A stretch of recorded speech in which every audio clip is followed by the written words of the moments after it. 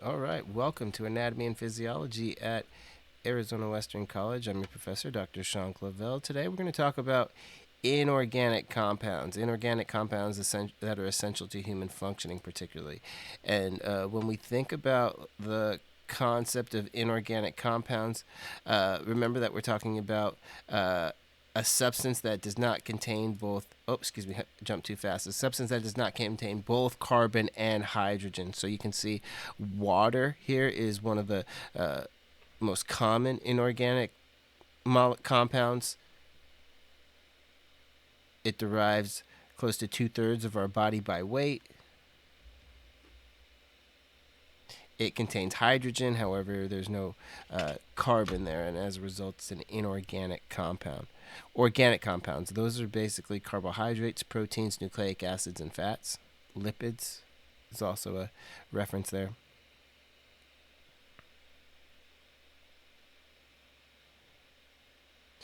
And so, a few examples of inorganic compounds include water, hydrochloric acid, like it's found in the stomach, produced by your stomach, and carbon dioxide, which is an example of a inorganic compound that contains carbon atoms but no hydrogen.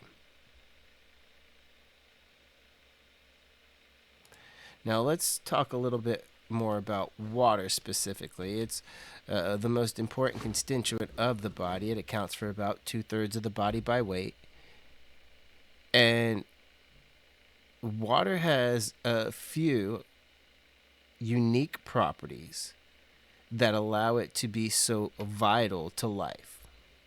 And so we're going to go through that list here. The first is that what we may refer to as its compatibility with life, meaning water is the only substance that occurs as a solid, ice, a liquid, water, and a gas at temperatures that are compatible with life. So the first unique quality of water is its compatibility with life, its ability to be in all three of its states at a temperature compatible with life. Now, the next one here is called polarity. Polarity is the concept here that there's a, gotta get my pen out there, that there's a slight negative charge here on the oxygen. There's a slight positive charge here on the hydrogen. And so it's, again, the hydrogen bond has a small positive charge. The where's the oxygen? Well, yeah, it has a, and it's binding to the slight negative charge on the oxygen here. So these weak bonds are of hydrogen bonds. Allow for two properties of water there: the ability for it to exhibit cohesion, and cohesion is its ability to stick to other water molecules, and then adhesion, the ability for water to stick to other polar molecules.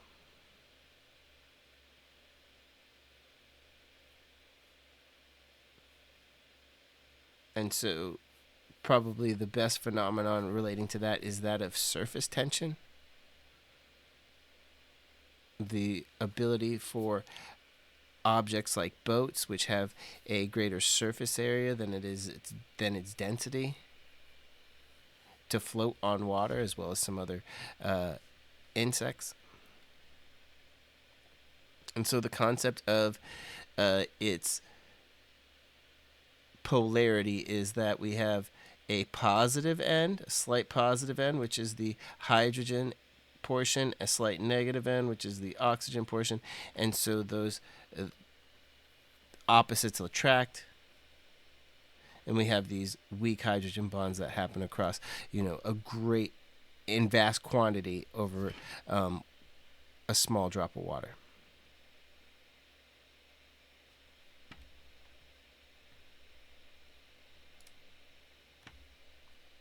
To go with this concept of polarity, water is also what's maybe referred to as the universal solvent.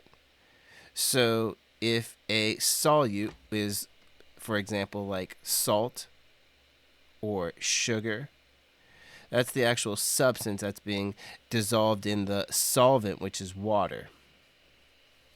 And ultimately, the result of that mixture between a solute and a solvent is what we may refer to as a solution.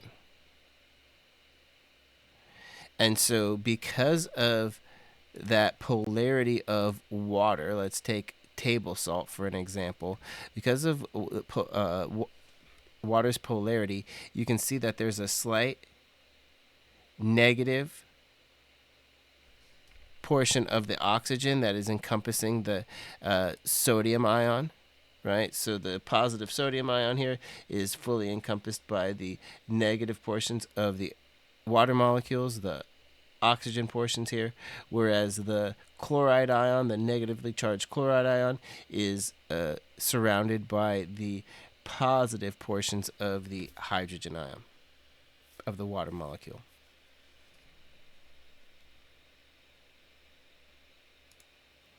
And so far we've talked about the compatibility with life, water's polarity, as well. Going with water's polarity is its ability to be that universal solvent. Here's a slide for you here, right? The polar charges of water molecules allow water to disrupt the ionic bonds, just like we saw with that salt, and dissolve a number of those other inorganic molecules. Put my microphone up a little bit. Maybe I'm not blasting you out.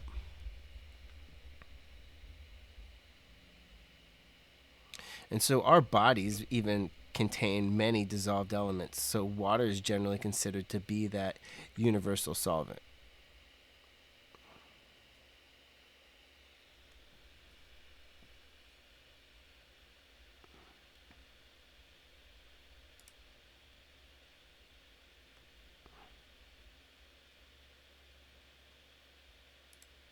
Water provides an effective lubrication.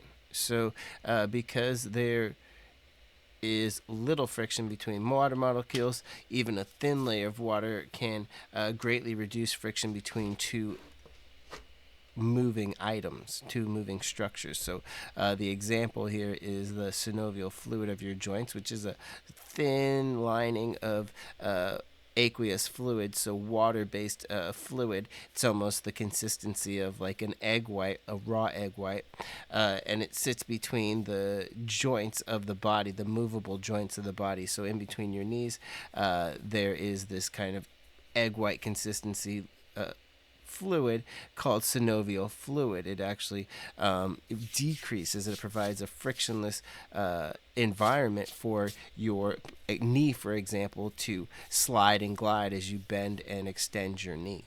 So water is the predominant content of synovial fluid. It's a predominantly water, as well as some other glycoproteins, glucose and protein, and it provides a lubrication and a frictionless environment for your knee to bend. And then finally, water demonstrates a high heat capacity. This is the ability to absorb and retain heat. So water has this high heat capacity because those molecules are attracted to one another through those hydrogen bondings, and it's going to take a lot of energy to break each of those bonds. To break each of those bonds. To break those bonds in total, in sum. And so that transition from liquid to vapor demands significant energy, and a lot of that heat is ultimately carried away when it finally does change from a liquid to a gas.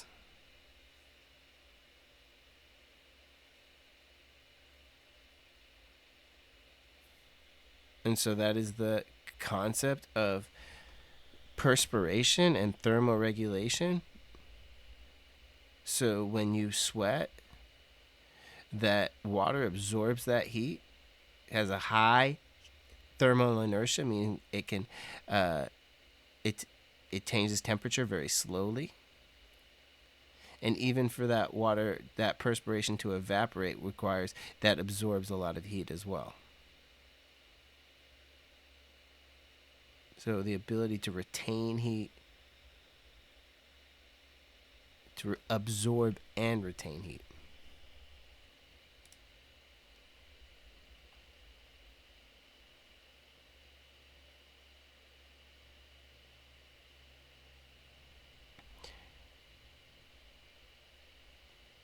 The next thing we're going to talk about is the pH scale. And so the pH scale was developed by a Danish biochemist and brewer by the name of Søren Sørensen in 1909. And what he found by trying to maintain the ultimate environment for his bacteria to live was that he could measure the acidity of a substance based on the amount of hydrogen ions present. And so ultimately, hydrogen ion, I might just kind of put this here. You'll see this. Let me get the pen there. You'll see this in a lot of research, but a hydrogen ion is simply just a proton. So it's called a proton. So a hydrogen ion is just a proton. You can imagine there's a proton in the middle here, and it has lost its electron. So you put that little negative there. It has lost its electron. So as a result, it's simply just a proton, right? So a hydrogen ion is simply just a proton.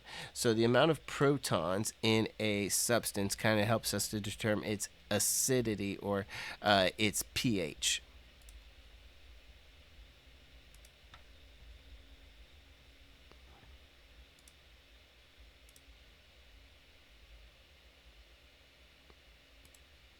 Now, let's talk a little bit about this pH scale. So, the first one that we'll talk about is acids. Acids are referred to as biological compounds that release hydrogen ions, as we mentioned, protons when they're placed in a solution. So, a acid is often referred to as a proton donor.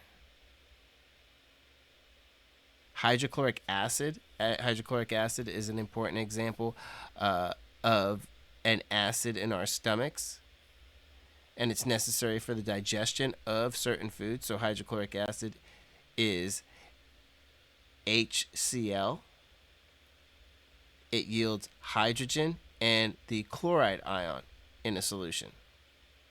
Ultimately, acids have a low pH on the pH scale, somewhere between 1 and 6.9. And the more hydrogen ions released by a substance, the more acidity, the more acidic it becomes, the closer to 1. These are, again, proton donors.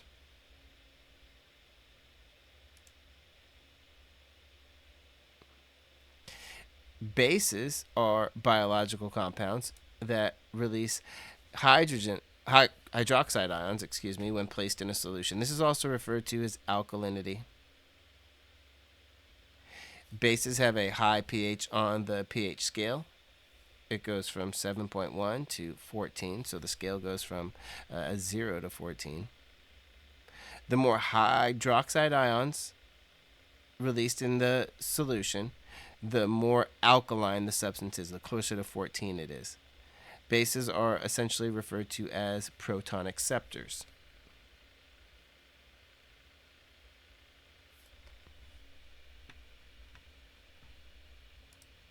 And so if we take a look here, what we're referring to is kind of the chemical equation of, okay, if it has a lot of hydrogen ions, right, it's acidic. If it has a lot of hydroxide ions, it is alkaline. And ultimately, what we get is this equation that comes out to water, right?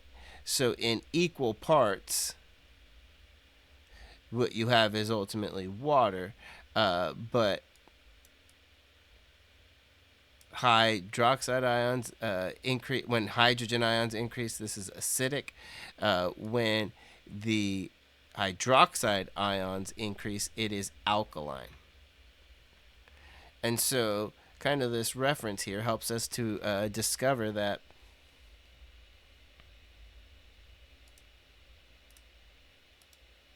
water, or distilled water specifically, which is an important pH regulator, is a compound that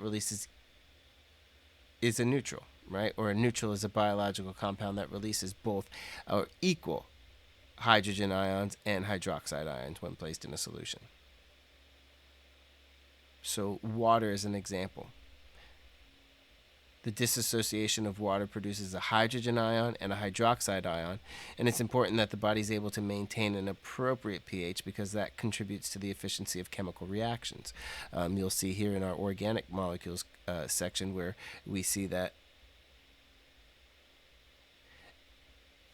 water can, because of the we'll see that water can actually acidity can denature our proteins. It can actually disrupt proteins, and so the denaturation or the breaking up of particular organic compounds, particularly a protein, which is responsible for a lot of the chemical reactions that occur, catalyzing chemical reactions that occur in the body, once they're altered by temperature and acidity, they don't function anymore. So chemical reactions in the body can start to slow down and even stop if the body becomes too acidic and even too alkaline.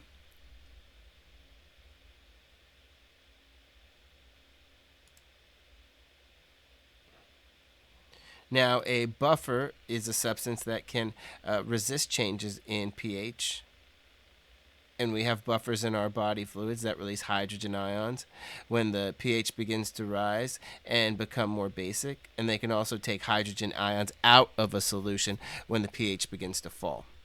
So buffers are substances that can absorb or liberate hydrogen ions to maintain a constant pH and resist changes in pH. Many buffers are made by adding a weak acid with the salt of that acid. All of our body fluids contain buffers. Carbonic acid is a weak acid, and the salt is a buffer. Sodium bicarbonate is another example of a buffer.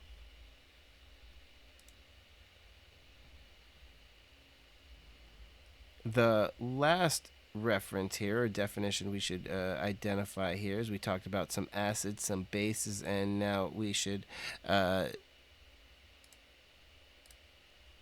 include a salt, which is an electrolyte. And so that might be a new term here, but basically as an electrolyte is a any molecule or any atom that has a charge, right? So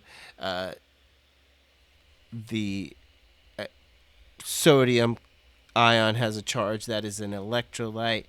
Potassium has, when it has a charge, has a positive charge, that is an electrolyte. Calcium, let me give you a couple of examples here. Let's pop them on the screen here. Oops, sorry.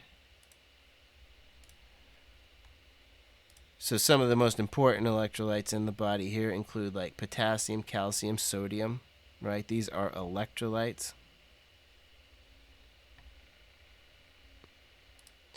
As well, chloride, phosphate. So anything that has a charge, right, when in abundance has a charge, is referred to as an electrolyte. And ultimately, this charge helps us to maintain the cell membranes of the muscles and nerves that allow signals to conduct across them. But a salt is an electrolyte that releases cations other than hydrogen. So, example here is table salt, right? Sodium chloride.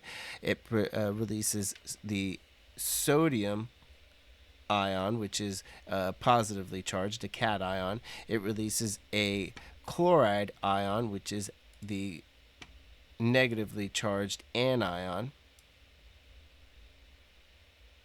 And because you don't get because you don't get hydrogen ions nor hydroxide ions, the result cannot be measured. The solution cannot be measured on the pH scale.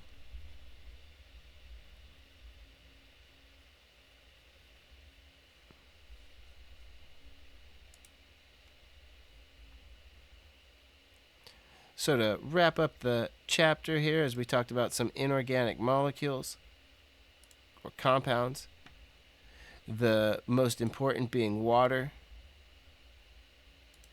Its unique characteristics that include the compatibility with life, its polarity, which allows it to become the universal solvent. It provides lubrication to areas of the body that have friction, like the joints of our knees. And water also has the ability to absorb and retain a lot of heat, and as a result, it is important for thermoregulation.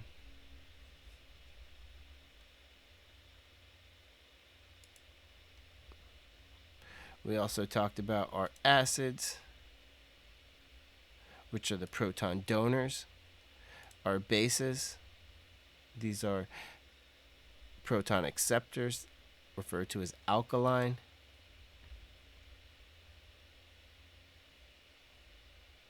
And buffers, which actually resist any abrupt large swings.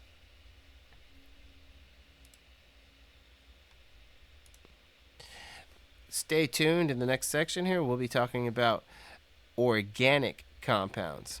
Organic compounds. And when we talk about these organic compounds, we're talking about kind of like the food you eat, right? The carbohydrates, the lipids, the nucleic acids, and proteins. And ultimately, it is these macromolecules that we consume in dietary, but they also make up you and I, right? Like we use sugar as a fuel. We use lipids as a fuel. We also use it in terms of protection and insulation. Nucleic acids are used to provide energy in terms of adenosine triphosphate, but they also produce proteins as well as other structures of the cell, because they are the DNA and the RNA, the cookbook and the coder. And then the proteins, which is kind of like the workhorse of all this, of all these organic molecules when it relates to the body. They're seen throughout in terms of receptors. They provide structure to cells. They are cell channels as well. So the proteins are really what makes each cell unique and different.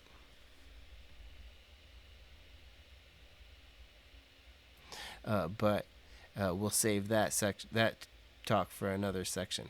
Again, thank you for your time. I look forward to your guys' responses and throughout the semester. And take care.